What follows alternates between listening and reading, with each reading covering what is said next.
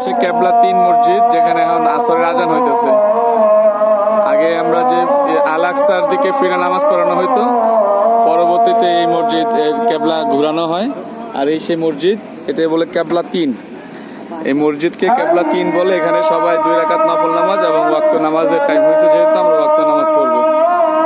আজান হচ্ছে এই কেবলা 3 মসজিদ।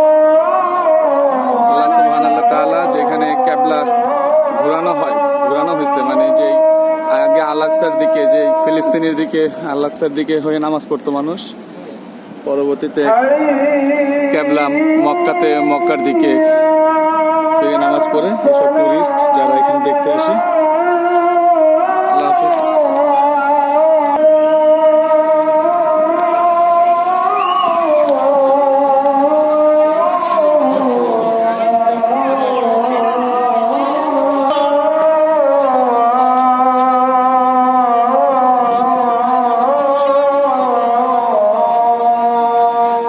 এদিকে